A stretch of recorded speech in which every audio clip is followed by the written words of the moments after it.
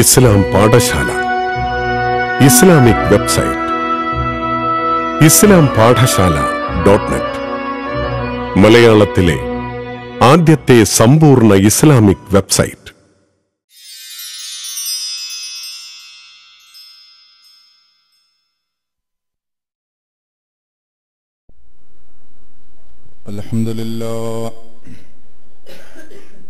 അൽഹംദുലില്ലാഹി റബ്ബിൽ ആലമീൻ നഹ്മദുഹു വനസ്തഈനുഹു വനുഅ്മിനു ബിഹി വനതവക്കലു അലൈഹി വനഊദു ബില്ലാഹി മിൻ ശുറൂരി അൻഫുസിനാ വമിൻ സയ്യിആതി അഅ്മാലിനാ മൻ യഹ്ദിഹില്ലാഹു ഫലാ മുദില്ല ലഹു വമൻ യുദ്ലിൽഹു ഫലാ ഹാദിയ ലഹു. نشهد أن لا إله إلا الله نشهد أن محمدا عبده ورسوله أرسله بالهدى ودين الحق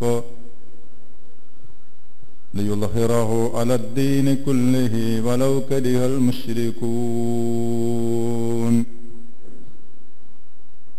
اللهم صل على محمد وعلى آل محمد كما صليت على إبراهيم وعلى آل إبراهيم وبارك على محمد وعلى آل محمد كما باركت على إبراهيم وعلى آل إبراهيم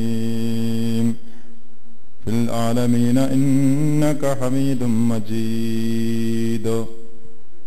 أما بعد فإن خير الحديث كتاب الله وخير الهدي هدي محمد مصطفى صلى الله عليه وسلم. شر الأمور محدثاتها وكل محدثة بدعة وكل بدعة ضلالة. أيها الناس أوصيكم عباد الله ونفسي أولا بتقوى الله. يا أيها الذين آمنوا اتقوا الله حق تقاته ولا تموتن إلا وأنتم مسلمون. وقال تعالى في قرآنه الكريم أعوذ بالله من الشيطان الرجيم بسم الله الرحمن الرحيم وأن المساجد لله فلا تدعوا مع الله أحدا وأنه لما قام عبد الله يدعوه كادوا يكونون عليه لبدا. قل إنما أدعو ربي ولا أشرك به أحدا. قل إني لا أملك لكم ضرا ولا رشدا. قل إني لن يجيرني من الله أحد ولن أجد من دونه ملتحدا. صدق الله العلي العظيم. صدق وبلغ رسوله الكريم. نحن على ذلك من الشاهدين الشاكرين والحمد لله رب العالمين. സത്യവിശ്വാസികളെ, വിശ്വാസിനികളെ, ജീവിതത്തിലുടനീളം അള്ളാഹുവിനെ ഭയന്ന് അവൻ്റെ വിധിവിലക്കുകൾക്ക് വിധേയരായി തഖ്വ നിറഞ്ഞ ജീവിതം നയിക്കുവാൻ എന്നോടും നിങ്ങളോടും ആദ്യമായി വസിയ്യത്ത് ചെയ്യുന്നു, ഉപദേശിക്കുന്നു. അള്ളാഹു സുബ്ഹാനഹു വ തആല അവൻ്റെ മുത്തഖീങ്ങളായ ദാസന്മാരുടെ കൂട്ടത്തിൽ നാം ഏവരെയും ഉൾപ്പെടുത്തി അനുഗ്രഹിക്കുമാറാകട്ടെ. മുസ്ലിം ഉമ്മത്തിൻ്റെ ആദർശ പിതാവ് എന്ന സ്ഥാനം നൽകപ്പെട്ട പ്രവാചകനാണ് മഹാനായ ഖലീലുല്ലാഹി ഇബ്രാഹിം അലൈഹിസ്സലാത്തു വസ്സലാം. മില്ലത്ത അബീക്കും ഇബ്രാഹിം, നിങ്ങളുടെ പിതാവായ ഇബ്രാഹീമിന്റെ മില്ലത്ത് എന്നാണ് ഖുർആൻ ഇസ്ലാമിക മാർഗത്തെ പരിചയപ്പെടുത്തുന്നത്. മില്ലത്ത് എന്ന് പറഞ്ഞാൽ മാർഗം, സരണി എന്നൊക്കെയാണ് അതിൻ്റെ അർത്ഥം.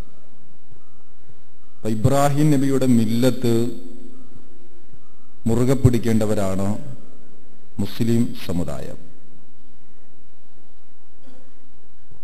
ഇബ്രാഹിം നബിയുടെ മില്ലത്ത് കറകളഞ്ഞ, കലർപ്പില്ലാത്ത തൗഹീദിന്റെ മാർഗമായിരുന്നു. ലോകത്തേക്ക് കടന്നു വന്ന സകലമാന പ്രവാചകന്മാരും മനുഷ്യരാശിയോട് വിളംബരം ചെയ്തത്, അല്ലെങ്കിൽ അവർക്ക് പകർന്നു കൊടുത്തത് മുഖ്യമായും തൗഹീദിന്റെ സന്ദേശമായിരുന്നു. വിശുദ്ധ ഖുർആൻ തന്നെ അതിന്റെ ഉള്ളടക്കം നമ്മൾ പരിശോധിച്ചാൽ 3 വിഷയങ്ങളെ കേന്ദ്രീകരിച്ചാണ് ഖുർആൻ അതിന്റെ ഉള്ളടക്കങ്ങൾ പ്രതിപാദിച്ചിട്ടുള്ളത്: തൗഹീദ്, റിസാലത്ത്, ആഖിറത്ത്. അല്ലാഹുവിന്റെ ഏകത്വം, റിസാലത്ത് പ്രവാചകത്വം, ആഖിറത്ത് മരണാനന്തര ജീവിതം. ഈ 3 വിഷയങ്ങളിൽ ഊന്നിയാണ് ഖുർആൻ മനുഷ്യരാശിയെ അഭിസംബോധന ചെയ്തിട്ടുള്ളത്. അപ്പോൾ ഒന്നാമത്തെ അതിന്റെ അടിസ്ഥാനമായ തൗഹീദ്, ലോകത്തേക്ക് വന്ന മുഴുവൻ പ്രവാചകന്മാരും മനുഷ്യർക്ക് പകർന്നു കൊടുത്തത് ഈ തൗഹീദിന്റെ പാഠമായിരുന്നു. വിശുദ്ധ ഖുർആനിലെ പ്രാരംഭ സൂറത്ത് എന്ന് അറിയപ്പെടുന്ന ഒന്നാമത്തെ സൂറത്തായ സൂറത്തുൽ ഫാത്തിഹ, ഇസ്ലാം മുന്നോട്ട് വെക്കുന്ന ഈ തൗഹീദിന്റെ അതിശക്തമായ ഒരു സന്ദേശമാണ് സൂറത്തുൽ ഫാത്തിഹ നൽകുന്നത്. ഇയ്യാക നഅ്ബുദു വ ഇയ്യാക നസ്തഈൻ. എന്താണ് മുസ്ലിമിന് ഈ ആയത്ത് നൽകുന്ന പാഠം? പടച്ചവനെ സ്തുതിച്ചിട്ട് അവനെ വാഴ്ത്തിയിട്ട് പറയുകയാണ്, ഇയ്യാക നഅ്ബുദു വ ഇയ്യാക നസ്തഈൻ. അല്ലാഹുവേ, നിന്നെ മാത്രം ഞങ്ങൾ ഇബാദത്ത് ചെയ്യുന്നു. വ ഇയ്യാക നസ്തഈൻ, നിന്നോട് മാത്രം ഞങ്ങൾ സഹായം തേടുകയും ചെയ്യുന്നു. നിനക്ക് ഞങ്ങൾ ഇബാദത്ത് ചെയ്യുന്നു, നിന്നോട് ഞങ്ങൾ സഹായം ചോദിക്കുന്നു എന്നല്ല അതിന്റെ അർത്ഥം. മറിച്ച് ഇയ്യാക നഅ്ബുദു, നിനക്ക് മാത്രം ഞങ്ങൾ വഴിപ്പെടുന്നു, നിനക്ക് മാത്രം ഞങ്ങൾ ഇബാദത്ത് ചെയ്യുന്നു. വ ഇയ്യാക നസ്തഈൻ, നിന്നോട് മാത്രം ഞങ്ങൾ സഹായം ചോദിക്കുന്നു. ഞങ്ങൾക്ക് പ്രാർത്ഥിക്കാൻ, ഞങ്ങളുടെ ആവശ്യങ്ങൾ പറയാൻ, ഞങ്ങളുടെ സങ്കടങ്ങൾ സമർപ്പിക്കാൻ നീയല്ലാതെ മറ്റാരും ഞങ്ങൾക്കില്ല. ഞങ്ങൾക്ക് എന്തും ഏതിനും നീ മാത്രമാണ് പടച്ചവനെ. ഇയ്യാക, നീ മാത്രം. ഇതാണ് വിശുദ്ധ ഖുർആൻ നൽകുന്ന തൗഹീദിന്റെ ഒരു പാഠം. അല്ലാഹു മാത്രം. വിശ്വാസിയെ സംബന്ധിച്ചിടത്തോളം അവന്റെ ജീവിതത്തിൽ എന്തിനും ഏതിനും അല്ലാഹു വഹ്ദ, അല്ലാഹു മാത്രം എന്ന ശക്തമായ പാഠം. ഈ തൗഹീദിനെ ഒന്നുകൂടി ഊട്ടിയുറപ്പിച്ചുകൊണ്ടും ബലപ്പെടുത്തിക്കൊണ്ടുമാണ് ഇസ്ലാം അതിന്റെ ആരാധനാക്രമങ്ങളും അതിന്റെ പ്രാർത്ഥനാ രീതികളും തന്നെ നിശ്ചയിച്ചിട്ടുള്ളത്. ഇസ്ലാമിന്റെ പ്രാർത്ഥന വചനങ്ങളും ഇസ്ലാമിന്റെ ആരാധനാക്രമങ്ങളും തൗഹീദിനെയാണ് ശക്തിപ്പെടുത്തുന്നത്. ഒന്നാമത്തെ ആരാധനാകർമ്മമായ നമസ്കാരം. നമസ്കാരത്തിന് വേണ്ടി തക്ബീറത്തുൽ ഇഹ്റാം കിട്ടിക്കഴിഞ്ഞാൽ എന്താണ് ഒരു മുസ്ലിം റബ്ബിനോട് പറയുന്നത്? വജ്ജഹ്തു വജ്ഹിയ ലില്ലദീ ഫതറസ് സമാവാതി വൽ അർള ഹനീഫൻ മുസ്ലിമൻ വമാ അന മിനൽ മുശ്രികീൻ ഇന്ന സ്വലാത്തി വനുസ്കി വമഹ്യായ വമമാതി ലില്ലാഹി റബ്ബിൽ ആലമീൻ ലാ ശരീക ലഹു വബിദാലിക ഉമിർതു വഅന മിനൽ മുസ്ലിമീൻ. വജ്ജഹ്തു വജ്ഹിയ, ഞാൻ എന്റെ മുഖം ഇതാ തിരിച്ചിരിക്കുന്നു. ലില്ലദീ ഫതറസ് സമാവാത് വൽ അർൾ, ആകാശങ്ങളെയും ഭൂമിയെയും സൃഷ്ടിച്ചവനാരോ, ആകാശഭൂമിയുടെ സൃഷ്ടാവായ അല്ലാഹുവിന് ഞാൻ എന്റെ മുഖം തിരിച്ചിരിക്കുന്നു. വമാ അന മിനൽ മുശ്രികീൻ, ഞാൻ ഒരിക്കലും ബഹുദൈവാരാധകനിൽപ്പെട്ടവനല്ല, ശിർക്ക് ചെയ്യുന്നവനല്ല. ഇന്ന സ്വലാത്തി, എന്റെ നമസ്കാരവും, വനുസ്കി, എന്റെ നേർച്ചകളും, വമഹിയായ എന്റെ ജീവിതവും വമമാതി എന്റെ മരണവും ലില്ലാഹി റബ്ബിൽ ആലമീൻ ലോകരക്ഷിതാവായ അല്ലാഹുവിനുള്ളതാണ്. ലാ ശരീക ലഹു അതിൽ അല്ലാഹുവിനല്ലാതെ മറ്റൊരാളെ ഞാൻ പങ്കു ചേർക്കുകയില്ല. എന്റെ ജീവിതത്തിൽ, എന്റെ മരണത്തിൽ, എന്റെ നേർച്ചകളിൽ, എന്റെ ആരാധനകളിൽ മറ്റൊരാളെ ഞാൻ പങ്കു ചേർക്കുന്ന പ്രശ്നമില്ല. വ അനമിനൽ മുസ്ലിമീൻ ഞാൻ മുസ്ലിങ്ങളിൽപ്പെട്ടവനാണ്. ഒരു ദിവസം 5 നേരം അള്ളാഹുവിന്റെ മുമ്പിൽ മുസ്ലിം പ്രഖ്യാപിക്കുന്നത് ഈ പ്രഖ്യാപനമാണ്. ഞാൻ ഒരാളെയും എന്റെ ജീവിതത്തിൽ പടച്ചവന്റെ കൂടെ പങ്കു ചേർക്കുന്ന പ്രശ്നമില്ല, ശിർക്ക് ചെയ്യുകയില്ല. അപ്പൊ ഞാൻ തൗഹീദ് മുറുകെ പിടിക്കുന്നവനാണ് എന്ന് പ്രഖ്യാപിക്കുകയാണ് ഒരു ദിവസം. വിശുദ്ധ ഹജ്ജ് കർമ്മത്തിൽ തൽബിയത്ത് ചൊല്ലുമ്പോൾ എന്താണ് ഹാജിമാർ അവിടെയും പ്രഖ്യാപിക്കുന്നത്? ലബ്ബൈക് അല്ലാഹുമ്മ ലബ്ബൈക് ലബ്ബൈക ലാ ശരീക ലക ലബ്ബൈക് ഇന്നൽ ഹംദ വൻ നിഅമത ലക വൽ മുൽക് ലാ ശരീക ലക ലബ്ബൈക്. അല്ലാഹുവേ, ഞാനിതാ വന്നെത്തിയിരിക്കുന്നു, നിന്റെ വിളിക്ക് ഉത്തരം നൽകി ഞാൻ ഹാജരായിരിക്കുന്നു. ലബ്ബൈക് അല്ലാഹുമ്മ ലബ്ബൈക് ലബ്ബൈക് ലാ ശരീക ലക ലബ്ബൈക്. അല്ലാഹുവേ, നിനക്കൊരു പങ്കുകാരനുമില്ല. നിന്റെ വിളി നീ വിളിച്ചത് കൊണ്ടാണ് ഞാൻ വന്നത്, മറ്റാരും വിളിച്ചിട്ടല്ല ഞാൻ വന്നത്. ഇത് നിന്റെ ഭവനമായത് കൊണ്ടാണ് ഞാൻ വന്നത്. നിനക്ക് പങ്കുകാരില്ല പടച്ചവനെ. ലാ ശരീക ലക ലബ്ബൈക് ഇന്നൽ ഹംദ വൻ നിഅമത ലക വൽ മുൽക്. തീർച്ചയായും സ്തുതികീർത്തനങ്ങളും അധികാരങ്ങളും നിനക്കുള്ളതാണ്. ലാ ശരീക ലക നിനക്കതിൽ പങ്കുകാരാരുമില്ല. ഇന്നൽ ഹംദ വൻ നിഅമത ലക വൽ മുൽക് ലാ ശരീക ലക്. എല്ലാ സ്തുതിയും എല്ലാ അധികാരങ്ങളും നിനക്കാണ് പടച്ചവനെ, നിനക്കാണ്. ഞാൻ അതിൽ വേറെ ആരെയും പങ്കു ചേർക്കുകയില്ല. ഹറമിൽ ചെന്നു നിന്നും ഹജ്ജ് നിർവഹിക്കുമ്പോഴും ഹാജി ഇങ്ങനെ ഇടക്കിടക്ക് ചൊല്ലിക്കൊണ്ടേയിരിക്കുകയാണ്, പടച്ചവനെ, നിന്നിൽ ഞാൻ ആരെയും പങ്കു ചേർക്കുകയില്ല. അങ്ങനെ ഇസ്ലാമിന്റെ ആരാധനാ രീതികൾ, അതിന്റെ പ്രാർത്ഥനകൾ എല്ലാം ഈ തൗഹീദിനെയാണ് പ്രതിനിധാനം ചെയ്യുന്നത്. നമ്മൾ മനസ്സിലാക്കണം, ഇസ്ലാമിന്റെ ആരാധനാ മുറകളും അതിന്റെ പ്രാർത്ഥനാ രീതികളും മാത്രമല്ല, ഇസ്ലാമിന്റെ ആരാധനാലയങ്ങളും തൗഹീദിന്റെ ശക്തമായ കേന്ദ്രങ്ങളാണ്. ദീനുൽ ഇസ്ലാമിന്റെ ആരാധനാലയങ്ങളും തൗഹീദിനെയാണ് പ്രതിനിധാനം ചെയ്യുന്നത്. വഅന്നൽ മസാജിദ ലില്ലാഹ് ഫലാ തദ്ഉ മഅല്ലാഹി അഹദാ. അതാണല്ലോ ഇസ്ലാമിന്റെ ആരാധനാലയം. ആരുടേതാണ്? വഅന്നൽ മസാജിദ ലില്ലാഹ്, പള്ളികൾ അല്ലാഹുവിൻ്റെതാണ്. അല്ലാഹുവിൻ്റെതാണ് പള്ളികൾ. ഫലാ തദ്ഉ മഅല്ലാഹി അഹദാ, ആ പള്ളിയിൽ അല്ലാഹു അല്ലാത്ത മറ്റൊരാളെ നീ വിളിച്ച് പ്രാർത്ഥിക്കാൻ പാടില്ല. പള്ളികൾ അല്ലാഹുവിനുള്ളതാണ്, അത് അല്ലാഹുവിൻ്റെതാണ്. ഫലാത്ത് എന്നിട്ട് പറഞ്ഞു, നീ അല്ലാഹുവിനെ കൂടാതെ മറ്റൊരാളെ നീ ദുആ ചെയ്യാൻ പാടില്ല, നീ വിളിച്ചു പ്രാർത്ഥിക്കാൻ പാടില്ല. ലോകത്തെ സകലമാന പള്ളികളും മുഖം തിരിക്കപ്പെട്ട വിശുദ്ധ കഅബ. കഅബ എന്ന് പറയുന്നത് 4 ചുമരുകളുള്ള ഉള്ള് വിശാലമായ ഒന്നുമില്ലാത്ത പൊള്ളയായ ഒരു കെട്ടിടമാണ്. കഅബയെ കഅബയാക്കുന്നത് ലോക മുസ്ലിങ്ങൾ ആദരിക്കുന്ന, പവിത്രമായി കാണുന്ന ഒന്ന് മന്ദിരമാക്കി മാറ്റിയത്, അള്ളാഹു അവന്റെ മന്ദിരമായി അതിനെ പ്രഖ്യാപിച്ചത് അതിലേതെങ്കിലും ഒരു വിഗ്രഹമുണ്ടായതുകൊണ്ടോ ഏതെങ്കിലും ഒരു പുണ്യപുരുഷന്റെ മക്ബറ ഉണ്ടായതുകൊണ്ടോ അല്ല. വിശുദ്ധ കഅബാലയത്തിന്റെ ഉള്ളിൽ ഒരു ചിത്രമില്ല, ഒരു പ്രതിഷ്ഠയില്ല, വിഗ്രഹമില്ല. അവിടെ ചന്ദനത്തിരിയില്ല, മെഴുകുതിരിയില്ല, എണ്ണയില്ല, വിളക്കില്ല. വളരെ ലളിതമായ ഒരു കെട്ടിടം. ഇസ്ലാമിന്റെ തൗഹീദിനെ വിളിച്ചോതുന്ന രൂപത്തിൽ നിർമ്മിക്കപ്പെട്ട വിശുദ്ധ കഅബാലയം തൗഹീദിന്റെ കേന്ദ്രം. ആ കഅബാലയത്തിലേക്ക് മുഖം തിരിക്കപ്പെട്ട ലോകത്തെ സകലമാന പള്ളികളും അതേപോലെ തൗഹീദിന്റെ കേന്ദ്രങ്ങളായിരിക്കണം. ലോക മുസ്ലിങ്ങളുടെ പള്ളികളുടെ പ്രത്യേകത എന്താണ്? പള്ളിയിൽ ഒരു വിഗ്രഹമുണ്ടോ? അള്ളാഹുവിനെ ആരാധിക്കുവാൻ പള്ളിയിൽ ചന്ദനത്തിരിയുടെ ആവശ്യമുണ്ടോ? അള്ളാഹുവിനെ സ്തുതി അർപ്പിക്കുവാൻ, അവനെ നമസ്കരിക്കുവാൻ, അവൻ ആരാധനകൾ അർപ്പിക്കുവാൻ വിളക്ക് കത്തിക്കേണ്ടതുണ്ടോ? വിളക്കില്ലാത്ത, പ്രതിമയില്ലാത്ത, പ്രതിഷ്ഠയില്ലാത്ത, ചന്ദനത്തിരിയില്ലാത്ത, അത്തരം ഭൗതികമായ ഒരു ചിഹ്നങ്ങളുമില്ലാത്ത അദൃശ്യനായ എന്നാൽ സർവവ്യാപിയായ ഒരു പടച്ചവനെ കാണാതെ വിളിച്ച് പ്രാർത്ഥിക്കുന്ന ഒരു കേന്ദ്രമാണ് പള്ളികൾ എന്ന് പറയുന്നത്.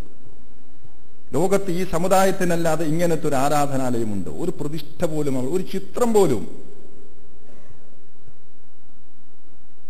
നമസ്കാരത്തിന്റെ ശ്രദ്ധ തെറ്റിക്കുന്ന തരത്തിലുള്ള ചിത്രങ്ങൾ പോലും ഇസ്ലാമിന്റെ പള്ളികളിൽ, ആരാധനാലയങ്ങളിൽ പ്രോത്സാഹിപ്പിക്കപ്പെടുന്നില്ല, ഉണ്ടാകാൻ പാടില്ല. അപ്പൊ പള്ളികളും തൗഹീദിന്റെ കേന്ദ്രങ്ങളാണ്. അവിടെ നിന്നും വിളിച്ചോതുന്ന അവിടെ നടത്തപ്പെടുന്ന വിളംബരം, പള്ളിയിലെ ബാങ്ക്, അഷ്ഹദു അൻ ലാ ഇലാഹ ഇല്ലല്ലാഹ്, ആ വിളിച്ചു പറയുന്നതിനെ യാഥാർത്ഥ്യമാക്കുന്നതാണ് മുസ്ലിം ലോകത്തിന്റെ പള്ളികൾ. പള്ളി മുസ്ലിങ്ങൾക്ക് പവിത്രമാകുന്നത്, അല്ലെങ്കിൽ പള്ളിയാകുന്നത് ആ പള്ളി ഏതെങ്കിലും ഒരു മഹാന്റെ മക്ബറയുണ്ടായത് കൊണ്ടല്ല. ആ പള്ളി ഉണ്ടാക്കിയ ഏതെങ്കിലും ഒരു പ്രവാചകന്റെയോ അല്ലെങ്കിൽ ഒരു പുണ്യപുരുഷന്റെയോ പ്രതിഷ്ഠ ഉണ്ടായത് കൊണ്ടല്ല, ഉണ്ടായിരുന്നു. വിശുദ്ധ കഅബാലയത്തിന്റെ അകത്ത് ജാഹിലിയ കാലഘട്ടത്തിൽ ആ കഅബാലയത്തിന്റെ നിർമ്മാതാവായ ഇബ്രാഹിം പ്രവാചകന്റെ പ്രതിഷ്ഠയുണ്ടായിരുന്നു. പക്ഷെ ഇസ്ലാം അതെടുത്തു മാറ്റി. ഇസ്ലാമിനത് ആവശ്യമില്ല. മക്കം ഫതഹിന് ശേഷം ഇബ്രാഹിം അലൈഹി സ്വലാമയുടെ അടക്കമുള്ള സകലമാന വിഗ്രഹങ്ങളെയും ഉടച്ചു കളഞ്ഞ് നീക്കം ചെയ്ത് പ്രവാചകൻ കഅബയെ ശുദ്ധീകരിച്ചു. മുസ്ലിങ്ങൾക്ക് കുമ്പിടാൻ, പ്രാർത്ഥിക്കാൻ ഒരു പ്രവാചകന്റെയോ പ്രതിഷ്ഠ വേണ്ട. ഏതെങ്കിലും ഒരു പള്ളിയാകുന്നത് ഏതെങ്കിലും ഒരു പ്രവാചകന്റെയോ പുണ്യപുരുഷന്റെയോ മക്ബറ അവിടെ ഉണ്ടായതുകൊണ്ടല്ല. അതിനപ്പുറം വഅന്നൽ മസാജിദ ലില്ലാഹ്, അല്ലാഹുവിന് സുജൂദ് ചെയ്യുന്ന സ്ഥലം എന്നത് മാത്രമാണ് പള്ളികളുടെ പ്രത്യേകത. അല്ലാഹുവിന്, ദൈവത്തിന് കുനിയുന്ന, അവന്റെ മുമ്പിൽ കുമ്പിടുന്ന, അവന് സുജൂദ് ചെയ്യുന്ന കേന്ദ്രങ്ങളാണ് മസ്ജിദുകൾ. അത് അല്ലാഹുവിൻ്റെതാണ്. അവിടെ നിന്ന് ഒരാളെയും വേറെ വിളിച്ച് പ്രാർത്ഥിക്കാൻ പാടില്ല. അതിനപ്പുറത്തേക്ക് പള്ളിക്ക് വേറെ വല്ല മാനദണ്ഡവും വന്നാൽ ആ മാനദണ്ഡങ്ങൾ ഇസ്ലാമികമായ മാനദണ്ഡങ്ങൾ അല്ല.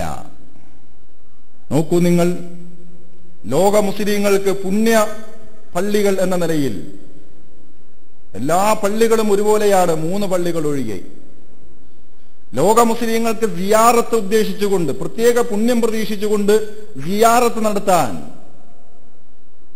യാത്ര പുറപ്പെടാൻ റസൂലുള്ളാഹി സല്ലല്ലാഹു അലൈഹി വസല്ലമ 3 പള്ളികളെ നിശ്ചയിച്ചിട്ടുള്ളൂ. റസൂൽ സല്ലല്ലാഹു അലൈഹി വസല്ലമ പറഞ്ഞു, ലാ തുശദ്ദു റിഹാലു ഇല്ലാ ഇലാ സലാസത്തി മസാജിദ, 3 പള്ളികളിലേക്കല്ലാതെ നിങ്ങൾ യാത്രക്ക് വേണ്ടി സന്നാഹങ്ങൾ ഒരുക്കരുത്. 3 പള്ളികളിലേക്ക് നിങ്ങൾക്ക് യാത്ര പോകാം എന്ന് പോലുമല്ല പറഞ്ഞത്. 3 പള്ളികളിലേക്ക് അല്ലാതെ എന്ന് പറഞ്ഞ് ഈ 3 പള്ളി അല്ലാതെ വേറൊരു പള്ളിയിലേക്ക്, ആ പള്ളിയിൽ ഭീമാ പള്ളി പെട്ടു, മറ്റേതൊക്കെ മഹാന്റെ പേരിൽ ഏതെല്ലാം പള്ളികൾ അറിയപ്പെട്ടു, ആ പള്ളികളൊക്കെ തന്നെ അള്ളാഹുവിന്റെ റസൂല് പറയുന്നു, ഇല്ലാ ഇലാ സലാസത്തി മസാജിദ, 3 പള്ളികളിലേക്കല്ലാതെ പുണ്യം പ്രതീക്ഷിച്ചുകൊണ്ട് നിങ്ങൾ യാത്ര പോകരുത്. ഏതൊക്കെയാണ് 3 പള്ളികൾ? മസ്ജിദുൽ ഹറാം, വിശുദ്ധ കഅബാലയത്തോട് ബന്ധപ്പെട്ട് നിൽക്കുന്ന മസ്ജിദുൽ ഹറാം. രണ്ടാമത്തേത് മസ്ജിദുൽ അഖ്സ, ഫലസ്തീനിലെ ബൈത്തുൽ മുഖദ്ദസിലെ മസ്ജിദുൽ അഖ്സ. റസൂൽ പിന്നെയും പറഞ്ഞു, മസ്ജിദി ഹാദ, എന്റെ ഈ പള്ളി അഥവാ മദീനത്തെ പള്ളി, മസ്ജിദുൽ നബവി. മസ്ജിദുൽ ഹറാം, മസ്ജിദുൽ അഖ്സ, മസ്ജിദുൽ നബവി, ഈ 3 പള്ളികൾ മാത്രമാണ് മുസ്ലിങ്ങളെ സംബന്ധിച്ചിടത്തോളം ശ്രേഷ്ഠമാക്കപ്പെട്ട ഏറ്റവും 3 പ്രധാനപ്പെട്ട പള്ളി. ഈ 3 പള്ളിയിലേക്കല്ലാതെ നിങ്ങൾ പുണ്യമുദ്ദേശിച്ചുകൊണ്ട് സിയാറത്തോ അല്ലെങ്കിൽ തീർത്ഥാടനങ്ങളോ മറ്റ് യാത്രകളോ പുറപ്പെടരുത് എന്ന് റസൂലുള്ളാഹി സ്വല്ലല്ലാഹു അലൈഹി വസല്ലം പറഞ്ഞിരിക്കുന്നു. പക്ഷെ മുസ്ലിം സമൂഹത്തിന് ഇന്ന് ഈ 3 പള്ളികൾ മാത്രമാണോ? 3000 ആണോ? അതിനപ്പുറത്തേക്കൊക്കെ കടന്നുപോയിരിക്കുകയാണോ? ഈ പള്ളികൾ തന്നെ, ഈ 3 പള്ളികൾ തന്നെ ശ്രേഷ്ഠമാക്കപ്പെട്ടത്, മറ്റു പള്ളികളിൽ നിന്നും സവിശേഷമാക്കപ്പെട്ടത് ആ പള്ളികളിൽ ഏതെങ്കിലും ഒരു പള്ളിയിൽ ഏതെങ്കിലും ഒരു പ്രവാചകന്റെ മക്ബറ ഉണ്ടായത് കൊണ്ടല്ല. ഈ 3 പള്ളികൾ ശ്രേഷ്ഠമാക്കപ്പെട്ടത് ഏതെങ്കിലും ഒരു പ്രവാചകന്റെ മക്ബറയുമായി ബന്ധപ്പെട്ടതല്ല. ആ 3 പള്ളികളും ഈ പറഞ്ഞ രൂപത്തിൽ അള്ളാഹുവിന് സുജൂദ് ചെയ്യുന്ന സ്ഥലങ്ങൾ മാത്രമാണ്. മസ്ജിദുൽ ഹറാം, മസ്ജിദുൽ അഖ്സ, മസ്ജിദുൽ നബവി. ഒരു പള്ളിയിലും ഏതെങ്കിലും ഒരു പ്രവാചകന്റെ ഖബർ ഉണ്ടായത് കൊണ്ടാണ് ആ പള്ളിക്ക് ശ്രേഷ്ഠത വന്നത് എന്ന് തെറ്റിദ്ധരിക്കേണ്ടതില്ല. ഇത് പറയുമ്പോ ചില സഹോദരങ്ങളൊക്കെ ചോദിക്കുന്നത് മസ്ജിദ് നബവിയിലെ റസൂലുള്ളാന്റെ ഖബറില്ലേ, റസൂലുള്ളാന്റെ ഖബറുള്ളത് കൊണ്ടല്ലേ ആ പള്ളിക്ക് അങ്ങനെ ശ്രേഷ്ഠത വന്നത് എന്ന് തെറ്റിദ്ധരിക്കുകയും, എത്രത്തോളം എന്നാൽ ഈ റൗള ഷരീഫ് എന്ന് പറഞ്ഞ റസൂലുള്ളാന്റെ ഖബറാണ് എന്ന് തെറ്റിദ്ധരിച്ച ധാരാളം ആളുകളുണ്ട്. റൗള ഷരീഫ് എന്ന് പറഞ്ഞു കഴിഞ്ഞാൽ റസൂലുള്ളാന്റെ ഖബറാണ് എന്ന് ധരിച്ചുകൊണ്ട് ഈ റൗള ഷരീഫ് സിയാറത്ത് ചെയ്യാൻ പോകുമ്പോൾ റസൂലുള്ളാന്റെ ഖബറിലേക്ക് മാത്രം പോകുന്ന ഒരുപാട് സഹോദരങ്ങൾ. നമ്മൾ ഇസ്ലാമിന്റെ ചരിത്രം പഠിക്കണം. റസൂലുള്ളാഹി സല്ലല്ലാഹു അലൈഹി വസല്ലമയുടെ ഖബർ ഉണ്ടായത് കൊണ്ടല്ല മസ്ജിദ് നബവി ഈ പ്രത്യേകത അതിന് ലഭിച്ചത്. എന്റെ ഈ പള്ളി എന്ന് റസൂല് പറയുമ്പോൾ ലാ തുശദ്ദു റിഹാലു ഇല്ലാ ഇലാ സലാസത്തി മസാജിദ, 3 പള്ളിയിലേക്കല്ലാതെ നിങ്ങൾ റിഹിലത്ത് യാത്ര നിങ്ങൾ നടത്തരുത് എന്ന് റസൂല് പറയുമ്പോ റസൂലുള്ളാന്റെ ഖബർ ആ പള്ളിയിലില്ല. റസൂലുള്ളാന്റെ ഖബർ ഇല്ലാത്ത സമയത്ത് തന്നെയാണ് ആ പള്ളിക്ക് റസൂല് ശ്രേഷ്ഠതയുണ്ടെന്ന് പറയുന്നത്. റസൂല് ജീവിച്ചിരിക്കുമ്പോഴാണ് പറയുന്നത് എന്റെ ഈ പള്ളി എന്ന്. റസൂലുള്ളാന്റെ ഖബർ വന്നതിന് ശേഷമല്ല പറയുന്നത്. ജീവിച്ചിരിക്കുന്ന റസൂൽ ഈ സമൂഹത്തിന് കൊടുത്തൊരു സന്ദേശമാണ്. പിന്നെ റസൂലുള്ളാന്റെ ഖബർ എങ്ങനെ ഈ പള്ളിയിൽ പെട്ടു, അതും ഒരു ചരിത്രമുണ്ട്. നബി സല്ലല്ലാഹു അലൈഹി വസല്ലമ വഫാത്തായ ഉടനെ സഹാബികൾ റസൂലുള്ളാനെ ഈ പള്ളിയിൽ കൊണ്ടുപോയി ഖബറടക്കം ചെയ്യുകയല്ല ചെയ്തത്. ഈ ചരിത്രം അറിയാതെയാണ് ചില പണ്ഡിതന്മാരൊക്കെ ഈ സാധാരണക്കാരായ മുസ്ലിങ്ങളുടെ മുമ്പിൽ മസ്ജിദ് നബിയുടെ മുകളിൽ കണ്ടില്ലേ ഒരു ഗ്രീൻ ടോഗ് കണ്ടില്ലേ, ഒരു പച്ച കുബ്ബ കണ്ടില്ലേ, ഖബറിന്റെ മേലല്ലേ ആ പണിതിരിക്കുന്നത്, മസ്ജിദ് നബിയിലേക്ക് നിങ്ങൾ നോക്കൂ എന്നൊക്കെ പറഞ്ഞ് ഒരുപാട് സഹോദരങ്ങൾ അതിൽ തെറ്റിദ്ധരിച്ച് വീണു പോകാറുണ്ട്. എങ്ങനെയാണ് റസൂലുള്ളാന്റെ ഖബർ മദീന പള്ളിയുടെ അകത്തേക്ക് വന്നത്? അതിനൊരു ചരിത്രമുണ്ട്. റസൂലുള്ളാഹി സല്ലല്ലാഹു അലൈഹി വസല്ലമ മരണപ്പെട്ട് കിടക്കുന്ന സന്ദർഭം, അങ്ങനെ റസൂലുള്ള വഫാത്തായ സന്ദർഭത്തിൽ പ്രവാചകനെ എവിടെ ഖബറടക്കണമെന്ന് ചർച്ച നടക്കുകയാണ്. അന്ന് സഹാബികൾ മരണപ്പെടുമ്പോൾ അവരെ മുഴുവൻ ഖബറടക്കിയിരുന്നത് ഒരു ഖബറിസ്ഥാനുണ്ട്, ഒരു തോട്ടം, ജന്നത്തുൽ ബഖീഉ തോട്ടം. അവിടേക്ക് റസൂലുള്ളാന്റെ ഖബർ ആക്കി കഴിഞ്ഞാൽ പല പ്രശ്നങ്ങളും ഉടലെടുക്കും. റസൂലുള്ളാന്റെ ഖബറിനൊരു സ്വകാര്യത വേണം. ആർക്കും വന്നു പോകാനുള്ള ഒരു തുറസായ ഒരു സാഹചര്യത്തിൽ റസൂലുള്ളാന്റെ ഖബറെങ്ങാനും ആയിപ്പോയാൽ ഈ ആശങ്ക മുന്നിൽ നിർത്തിക്കൊണ്ട് ചരിത്രകാരന്മാർ അബൂബക്കർ സിദ്ദീഖ് റളിയല്ലാഹു അൻഹു ഭാവി ലോകത്തെ മുസ്ലിം ലോകത്തിന് നൽകിയ ഏറ്റവും വലിയ സംഭാവന ഇതായിരുന്നു എന്നാണ്. റസൂലുള്ളാന്റെ ഖബർ വളരെ സമർത്ഥമായ രൂപത്തിൽ അബൂബക്കർ റളിയല്ലാഹു അൻഹു ഒരു നിർദ്ദേശം വെച്ചു. അള്ളാഹുവിന്റെ റസൂൽ മരണപ്പെട്ട് കിടന്നത് അദ്ദേഹത്തിന്റെ മുറിയിലാണ്.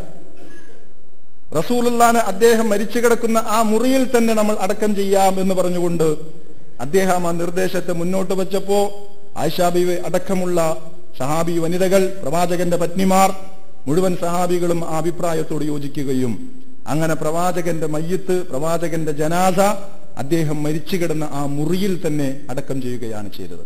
അന്നത് പള്ളിയല്ല. റസൂലുള്ളാന്റെ ഖബർ റസൂലുള്ളാന്റെ മുറിയിലാണ്, പള്ളി വേറെയാണ്. പിന്നീട് മുസ്ലിം സമൂഹത്തിന്റെ എണ്ണം വർദ്ധിച്ചപ്പോ മദീന പള്ളി ഒരുപാട് വിപുലീകരിക്കേണ്ടി വന്നു.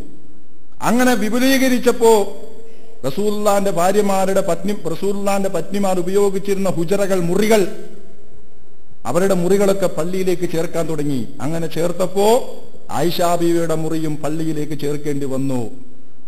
അങ്ങനെ ചേർത്തപ്പോ സ്വാഭാവികമായും റസൂലുള്ളാന്റെ ഖബർ പള്ളിക്കകത്തായി പോയി. അങ്ങനെ റസൂലുള്ളാന്റെ ഖബർ പള്ളിയിൽ സ്വാഭാവികമായി ആയിപ്പോയതാണ്. അല്ലാതെ നേരത്തെ തന്നെ റസൂലുള്ളാന്റെ ഖബർ അവർ പള്ളിയിൽ നേരത്തെ തീരുമാനിച്ചതല്ല. വിപുലീകരിച്ചൊരു ഘട്ടത്തിൽ വേറെ നിവൃത്തിയില്ല, എല്ലാ ഭാര്യമാരുടെയും മുറികൾ ഈ മസ്ജിദ് നബിയോട് ചേർത്തു. അപ്പൊ ആയിഷാ ബീവിയുടെ മുറിയും ആ വിപുലീകരണത്തിന്റെ ഭാഗമായി പള്ളിയുടെ അകത്തേക്ക് ആക്കിയപ്പോ പ്രവാചകന്റെ ഖബർ സ്വാഭാവികമായി അതിൽ ആയിപ്പോയതാണ്. എന്നിട്ട് അതിനെ സംബന്ധിച്ച് ആയിഷാ ബീവി പിന്നീട് പറഞ്ഞ ഒരു അഭിപ്രായം വരെ ഇമാം ബുഖാരിയെ പോലെയുള്ള മുഹദ്ദിസുകളെ രേഖപ്പെടുത്തിയിട്ടുണ്ട്. തഫിക റസൂലുള്ളാഹി സ്വല്ലല്ലാഹു അലൈഹി വസല്ലം യത്രഹു ഹമീലത്തൻ ലഹു അലാ വജ്ഹിഹി ഫൈദഗത്തമ്മ ബിഹാ കശഫഹാ ഫഖാല ലഅനത്തുല്ലാഹി അലൽ യഹൂദി വൻ നസാറ. റസൂലുള്ളാഹി സ്വല്ലല്ലാഹു അലൈഹി വസല്ലം മരണാസന്നനായപ്പോ റസൂലിന് ബോധം ഇടക്ക് മറിഞ്ഞു പോകും, ഇടക്കിടക്ക് റസൂലിന് ബോധക്ഷയമുണ്ടാകും, പിന്നെ ബോധം തെളിയും. റസൂൽ ഇടക്കിടക്ക് മുഖത്തേക്ക് ഒരു ചെറിയ വിരിപ്പ് ഇങ്ങനെ മുഖത്തേക്ക് ഇടും. അത് പ്രയാസം തോന്നുമ്പോൾ റസൂല് ആ തട്ടൻ മുഖത്തു നിന്ന് ഇങ്ങനെ മാറ്റും അസ്വസ്ഥനായിട്ട്. അങ്ങനെ ഒരു ഘട്ടത്തിൽ തന്റെ മുഖത്ത് കിടക്കുന്ന ആ തുണി, ആ നേരിയ തുണി തന്റെ മുഖത്ത് നിന്ന് ഇങ്ങനെ മാറ്റിയിട്ട് കശഫഹ റസൂലുള്ള, അതിങ്ങനെ മാറ്റിയിട്ട് റസൂൽ സല്ലല്ലാഹു അലൈഹി വസല്ലം പറഞ്ഞു, ലഅനത്തുല്ലാഹി അലൽ യഹൂദി വൻ നസാറ. റസൂലുള്ളാന്റെ ശബ്ദം പുറത്തേക്ക് വരുന്നില്ല. റസൂൽ എന്തോ പറയുന്നുണ്ട്, പക്ഷെ പുറത്തേക്ക് അത് വരുന്നില്ല ആ ശബ്ദം. അങ്ങനെ അള്ളാന്റെ റസൂൽ എന്താണ് പറയുന്നതെന്നറിയാൻ വേണ്ടി ഞാൻ എന്റെ കാതുകൾ പ്രവാചകന്റെ ചുണ്ടുകളോട് അടുപ്പിച്ചപ്പോൾ അള്ളാഹുവിന്റെ റസൂൽ പറയുകയാണ്, ലഅനത്തുല്ലാഹി അലൽ യഹൂദി വൻ നസാറ, ജൂതന്മാർക്കും ക്രിസ്ത്യാനികൾക്കും അള്ളാഹുവിന്റെ ശാപമുണ്ടാകട്ടെ. ലിഅന്നഹും ഇത്തഖദൂ ഖുബൂറ ആബാഇഹിം വ അംബിയാഇഹിം മസാജിദ. കാരണം അവർ അവരുടെ പുണ്യപുരുഷന്മാരുടെയും അമ്പിയാക്കന്മാരുടെയും ഖബറുകളെ ആരാധനാലയങ്ങളാക്കി, അമ്പിയാക്കന്മാരുടെ ഖബറുകളെ ആരാധനാലയങ്ങളാക്കിയ, മസ്ജിദുകളാക്കിയ ഈ രണ്ട് വിഭാഗത്തെയും അള്ളാഹു ശപിക്കട്ടെ എന്ന് അള്ളാഹുവിന്റെ റസൂൽ ഇങ്ങനെ പറഞ്ഞുകൊണ്ടിരിക്കുകയാണ്. യഹ്ദറു മാ സനഉ. റസൂലിന് പേടിയുണ്ട്, തന്റെ അനുയായികളും അങ്ങനെയൊക്കെ ആക്കിക്കളയുമോ എന്ന ആശങ്ക. എന്നിട്ട് ആയിഷ റളിയല്ലാഹു അൻഹ പറയുന്നത് എന്താണ്? ലൗലാ ദാലിക അബ്റസ ഖബ്റഹു. അങ്ങനെ ഒരു ആശങ്ക ഇല്ലായിരുന്നുവെങ്കിൽ റസൂലുള്ളാന്റെ ഖബറിനെ ഞങ്ങൾ പുറത്തേക്ക് തന്നെ കൊണ്ടുപോകുമായിരുന്നു. ലൗലാ ദാലിക ലഅബ്റസ ഖബ്റഹു. ആ ആശങ്ക ഇല്ലായിരുന്നുവെങ്കിൽ റസൂലുള്ളാന്റെ ഖബറും ഞങ്ങൾ പുറത്ത് തന്നെ ആക്കുമായിരുന്നു. ഏതാശങ്ക? മുൻഗാമികളായ വേദക്കാർ അവരുടെ പ്രവാചകന്മാരുടെ ഖബറുകളെ ആരാധനാലയങ്ങളായി കെട്ടിയുയർത്തിയതുപോലെ അത്തരമൊരു ആശങ്ക പ്രവാചകന്റെ കാര്യത്തിൽ ഇല്ലായിരുന്നുവെങ്കിൽ റസൂലുള്ളാന്റെ ഖബറും ഞങ്ങൾ ജന്നത്തുൽ ബഖീൽ അല്ലെങ്കിൽ പുറത്ത് എവിടെ തന്നെ നിശ്ചയിച്ചേനെ. അപ്പൊ എന്തുകൊണ്ടാണ് റസൂലുള്ളാന്റെ ഖബർ പുറത്തേക്ക് കൊണ്ടുപോകാതെ അകത്ത് തന്നെ നിശ്ചയിച്ചതിന്റെ കാരണം ആരാണ് ഈ പറയുന്നത്? ഉമ്മഹാത്തുൽ മുഅ്മിനീൻ, വിശ്വാസികളുടെ മാതാവ് ആയിഷ റളിയല്ലാഹു അൻഹ പറയാണ്, ലൗലാ ദാലിക അബ്റസ ഖബ്റഹു. അപ്പൊ റസൂലുള്ളാന്റെ ഭാര്യയുടെ മുറിയിലാണ് റസൂലിനെ അടക്കം ചെയ്തത്. അങ്ങനെ വരുമ്പോ എല്ലാവർക്കും വന്നു പോകാൻ കഴിയില്ല, സ്വകാര്യതയുണ്ട്. റസൂലുള്ളാന്റെ ഭാര്യയുടെ മുറിയാണ്, എല്ലാവർക്കും വന്ന് ഇങ്ങനെ സിയാറത്ത് നടത്താം. അങ്ങനെ എങ്ങാനും എല്ലാവർക്കും സിയാറത്ത് നടത്താൻ കഴിയുന്ന ഒരു തരത്തിലേക്ക് എങ്ങാനും റസൂലുള്ളാന്റെ ഖബർ പുറത്തായിരുന്നുവെങ്കിൽ, ആ ആശങ്ക ഉള്ളത് കൊണ്ട് ഞങ്ങൾ ഇങ്ങനെ ആക്കി എന്നാണ് ആയിഷ റളിയല്ലാഹു അൻഹ അടക്കമുള്ള ആളുകൾ പറയുന്നത്. ഇതാണ് ചരിത്രം. റസൂലുള്ളാന്റെ ഖബർ പള്ളിക്ക് അകത്ത് ആക്കിയതല്ല, പിന്നീട് വിപുലീകരിച്ചപ്പോൾ ആയിപ്പോയതാണ്. എന്നിട്ട് ഒന്നുകൂടി അറിയണം, പല ആളുകളും ഈ മദീനയുടെ ഹജ്ജിന് പോകുന്ന ആളുകൾ പോലും മദീന സന്ദർശനത്തിന്റെ ഭാഗമായി റൗള കാണാൻ പോകുന്നത് ആകെപ്പാട് റൗള എന്ന് പറഞ്ഞ റസൂലുള്ളാന്റെ ഖബർ മാത്രമാണ് എന്നാണ്. അതല്ല ശരി. നബി സല്ലല്ലാഹു അലൈഹി വസല്ലമയുടെ റൗള എന്ന് പറഞ്ഞാൽ നബി ജീവിച്ചിരിക്കുമ്പോൾ തന്നെ റൗളയുണ്ട്. ഇമാം ബുഖാരി റിപ്പോർട്ട് ചെയ്തൊരു ഹദീസുണ്ട്, നിങ്ങൾ പഠിക്കണം. ഖാല റസൂലുള്ളാഹി സല്ലല്ലാഹു അലൈഹി വസല്ലമ മാ ബൈന ബൈതി വ മിംബരി റൗളത്തും മിൻ റിയാദിൽ ജന്ന. മാ ബൈന ബൈതി വ മിംബരി, എന്റെ വീടിന്റെയും എന്റെ മിമ്പറിന്റെയും ഇടയിലുള്ള സ്ഥലം. മാ ബൈന ബൈതി വ മിംബരി, എന്റെ മിമ്പറിന്റെയും എന്റെ വീടിന്റെയും എന്റെ മുറിയുടെയും ഇടയിലുള്ള സ്ഥലം റൗളത്തും മിൻ റിയാദിൽ ജന്ന, സ്വർഗത്തിലെ തോട്ടങ്ങളിൽ നിന്നും ഒരു തോട്ടമാണ്. റൗള എന്ന് പറഞ്ഞാൽ തോട്ടം എന്നാണ്, റിയാൽ എന്ന് പറഞ്ഞാൽ തോട്ടങ്ങൾ. എന്റെ വീടിന്റെയും എന്റെ മിമ്പറിന്റെയും ഇടയിലുള്ള സ്ഥലം സ്വർഗത്തിലെ തോട്ടങ്ങളിൽ നിന്നും ഒരു തോട്ടമാണ്. അപ്പൊ ഏതാ റൗള? റസൂലുള്ളാന്റെ മുറി മുതൽ റസൂലുള്ളാന്റെ മിമ്പർ വരെയുള്ള സ്ഥലമൊക്കെ റൗളയാണ്. അപ്പൊ ഖബർ റൗളയാണോ? ആണ്. അതെങ്ങനെ റൗളയായി? റസൂലുള്ളാന്റെ മുറി റൗളയായപ്പോ പിന്നീട് ആ മുറിയിൽ ആ ഖബർ വന്നപ്പോ റൗളയുടെ ഭാഗമായി ഖബർ ആയതാണ്, അല്ലാതെ ഖബറിന്റെ ഭാഗമായി റൗള ആയതല്ല. റസൂലുള്ളാന്റെ റൗള എന്ന് പറഞ്ഞു കഴിഞ്ഞാൽ റസൂൽ ജീവിച്ചിരിക്കുമ്പോ തന്നെ റൗളയുണ്ട്. ആരായി പറയുന്നത്? ജീവിച്ചിരിക്കുന്ന റസൂലല്ല ഈ പറയുന്നത്. മാബൈന മിമ്പരി വ ബൈത്തി, എന്റെ വീടിന്റെയും എന്റെ മിമ്പറിന്റെയും ഇടയിലെ സ്ഥലം സ്വർഗത്തിലെ റിയാദുകളിൽ നിന്നും റൗളത്തും മിൻ റിയാദിൽ, അത് റൗളയാണ്. അപ്പൊ റസൂൽ ജീവിച്ചിരിക്കുമ്പോ തന്നെ റൗളയുണ്ട്. അള്ളാഹുവിന്റെ വഹി ഇറങ്ങുമ്പോ ആ ദിവ്യബോധനം തന്റെ സഹാബികൾക്ക് റസൂല് പറഞ്ഞു കൊടുത്ത വിജ്ഞാനത്തിന്റെ ആ ഒരു കേന്ദ്രം മിമ്പർ, തന്റെ അനുയായികൾക്ക് ഇസ്ലാമിന്റെ ഇൽമ, വഹീന്റെ വിശദീകരണങ്ങൾ റസൂൽ അവർക്ക് പറഞ്ഞു കൊടുത്ത സ്ഥലമാണ് മിമ്പറും ആ മിമ്പറിന്റെ ഇടയിലുള്ള സ്ഥലവും. അഥവാ റൗള എന്ന് പറഞ്ഞ വിശാലമായ ഒരു സ്ഥലമാണ്. റസൂലുള്ളാഹിന്റെ വീട് മുറി മുതൽ മിമ്പർ വരെയുള്ള സ്ഥലം ഇതാണ് റൗള. അത് റസൂലുള്ളാഹിന്റെ മരണശേഷം ഖബർ ഉണ്ടായതിനു ശേഷം ആ ഖബറാണ് പിന്നെ റൗളയായതെന്നും തെറ്റിദ്ധരിക്കരുത്. റൗള നേരത്തെ ഉണ്ട്, ആ റൗളയിൽ റസൂലുള്ളാഹിന്റെ ഖബറാണ്. പക്ഷെ എത്ര പേർക്കറിയാം? ഇനിയും നിങ്ങൾ തെറ്റിദ്ധരിക്കരുത്. റസൂലുള്ളാഹിന്റെ ഖബർ റൗളയുടെ ഭാഗമാണ് എന്ന് ചോദിച്ചാൽ ഈ ഇന്ന് കാണുന്ന റൗളയിൽ റസൂലുള്ളാഹിന്റെ ഖബറുമുണ്ട്. പക്ഷെ അത് മാത്രമല്ല റൗള, ഇമാം ബുഖാരി റിപ്പോർട്ട് ചെയ്ത ഹദീസാണ് ഇത്. അപ്പൊ പറഞ്ഞു വരുന്നത്, റസൂലുള്ളാഹിന്റെ ഖബർ ഉണ്ടായത് കൊണ്ടല്ല മസ്ജിദുൻ നബവി പ്രവാചകൻ തന്നെ പരിചയപ്പെടുത്തിയ ശ്രേഷ്ഠമായ ഒരു പള്ളിയായി മാറിയത്. മറിച്ച് വഅന്നൽ മസാജിദ ലില്ലാഹ്, പള്ളി അള്ളാഹുവിൻ്റെതാണ്, അള്ളാഹുവിന്റെ ഭവനം എന്ന നിലക്കാണ് ആ പള്ളി ശ്രേഷ്ഠമാക്കപ്പെട്ടത്. ആ പള്ളികളിൽ നിന്ന് ഈ 3 പള്ളിക്ക് കൂടുതൽ ഒരു ശ്രേഷ്ഠ വരുന്നതിന്റെ കാരണം ഏതെങ്കിലും പ്രവാചകന്റെ ഖബർ ഉണ്ടായത് കൊണ്ടല്ല, മറിച്ച് പ്രവാചകന്മാരുടെ ദൗത്യത്തിന് സാക്ഷ്യം വഹിച്ച അതിന്റെ കേന്ദ്രമായിരുന്ന പള്ളികൾ എന്ന നിലക്കാണ്.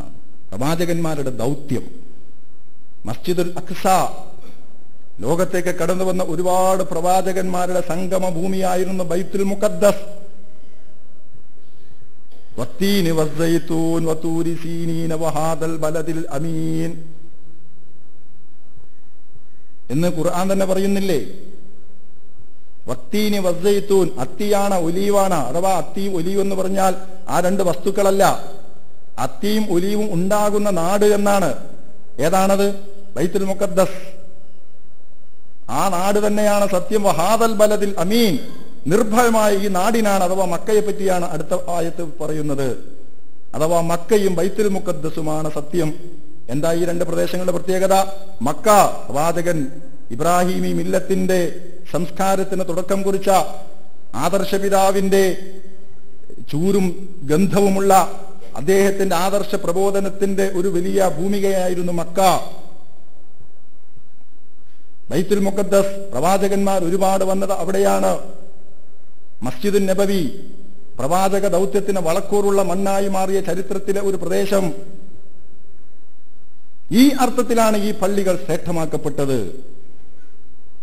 അതുകൊണ്ട് മുസ്ലിം സമൂഹം തൗഹീദിന്റെ പാതയിൽ ഉറച്ചു നിൽക്കണമെങ്കിൽ എന്താണ് പള്ളികൾ എന്ന് പഠിക്കുക. ഇസ്ലാമിന്റെ പള്ളികൾ ഇസ്ലാം മുന്നോട്ട് വെക്കുന്ന തൗഹീദിനെ പ്രതിനിധാനം ചെയ്യുന്ന കേന്ദ്രങ്ങളാണ്, ആയിരിക്കണം. മുസ്ലിങ്ങൾക്ക് വലുത് അള്ളാഹുവിന്റെ പള്ളികളാണ്. പക്ഷെ ഈ സമുദായത്തിന് സംഭവിച്ചു പോയൊരു ദുരന്തം, പള്ളികളിൽ നിന്ന് അവർ മക്ബറകളിലേക്ക്, ദർഗകളിലേക്ക് പരിവർത്തനം ചെയ്യപ്പെട്ടു എന്നതാണ്. ഗുജറാത്തിലെ വർഗീയ കലാപത്തിൽ തകർക്കപ്പെട്ട പള്ളികൾ വളരെ ശുഷ്കമായിരുന്നു. പക്ഷേ എത്രയോ ദർഗകളാണ് തകർക്കപ്പെട്ടത്.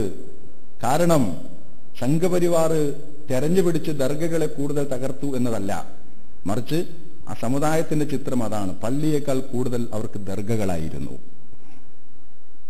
പള്ളിയേക്കാൾ കൂടുതൽ ദർഗകൾക്ക് പ്രാധാന്യം കൽപ്പിക്കുന്ന ഒരു ജനത. നിങ്ങൾ ഭീമാപ്പള്ളിയിൽ പോയി നോക്കൂ. ഭീമാപ്പള്ളിയിൽ നമസ്കാരം നടക്കുന്ന നേരത്ത് പള്ളിയിലല്ല ആള് മുഴുവൻ ദർഗയിലാണ്. ദർഗയിൽ ഭയങ്കര തിരക്കാണ്, പക്ഷെ പള്ളിയിൽ നമസ്കരിക്കാൻ ആൾ കുറവായിരിക്കും.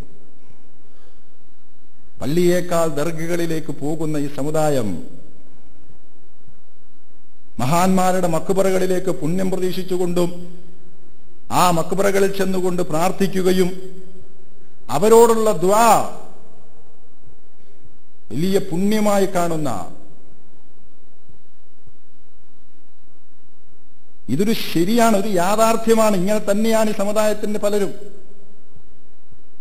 എറണാകുളം ജില്ലയിലെ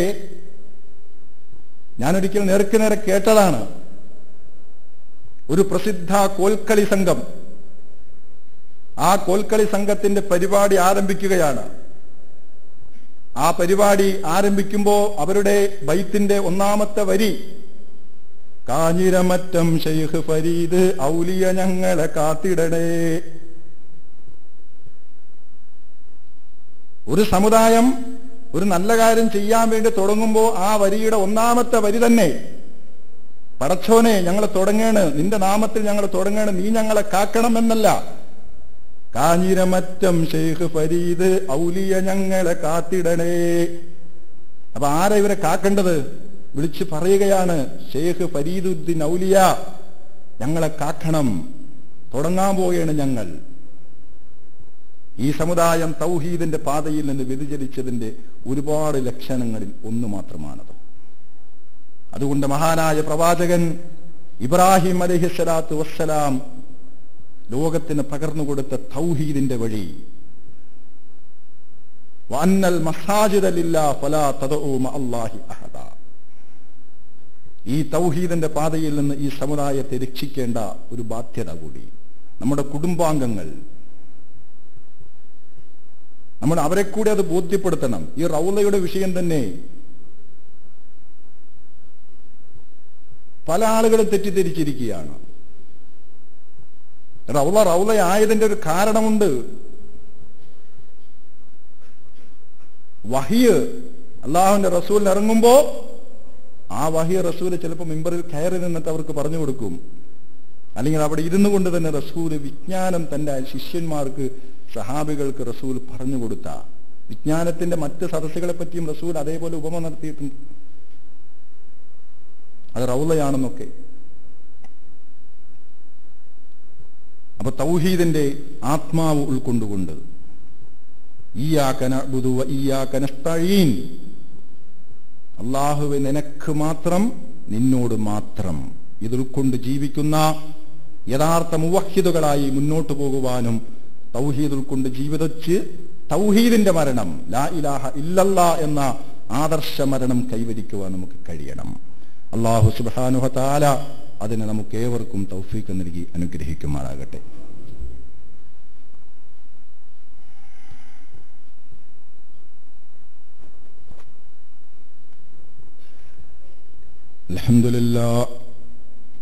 അൽഹംദുലില്ലാഹി റബ്ബിൽ ആലമീൻ. നഹ്മദുഹു വനസ്തഈനുഹു വനുഅ്മിനു ബിഹി വനതവക്കലു അലൈഹി വനഊദു ബില്ലാഹി മിൻ ശുറൂരി അൻഫുസിനാ വമിൻ സയ്യിആതി അഅ്മാലിനാ. من يهده الله فلا مضل له ومن يضلله فلا هادي له. نشهد أن لا إله إلا الله الملك القدوس السلام المؤمن المهيمن العزيز الجبار المتكبر سبحان الله عما يشركون. اللهم صل على محمد وعلى آل محمد وبارك على محمد وعلى آل محمد كما صليت وباركت على إبراهيم وعلى آل إبراهيم في العالمين إنك حميد مجيد. أيها الناس أوصيكم عباد الله ثانيا بتقوى الله. يا أيها الذين آمنوا اتقوا الله حق تقاته ولا تموتن إلا وأنتم مسلمون. اللهم ارض عن الأربعة الخلفاء الراشدين المهديين. اللهم ارض عن نبيك حمزة والعباس وعن بقية أصحاب رسولك أجمعين. اللهم اغفر للمؤمنين والمؤمنات والمسلمين والمسلمات الأحياء منهم والأموات إنك مجيب الدعوات يا قاضي الحاجات. طيب ثراهم وجعل الجنة مأواهم. ربنا تقبل منا إنك أنت السميع العليم وتب علينا إنك أنت التواب الرحيم. واغفر لنا يا غافر المذنبين وارحمنا بأنواع رحمتك يا أرحم الراحمين. اللهم أجرنا من النار. اللهم أجرنا من النار. اللهم لا تشف خلقنا بالنار ولا تجعلنا من حطب النار وأدخلنا الجنة يا رب العالمين. اللهم اشف أمراضنا يا شافي الأمراض واشف أمراضنا وأمراض والدينا يا رب العالمين. ربنا اغفر لنا ولإخواننا الذين سبقونا بالإيمان. ولا تجعل في قلوبنا غلا للذين آمنوا ربنا إنك رؤوف رحيم.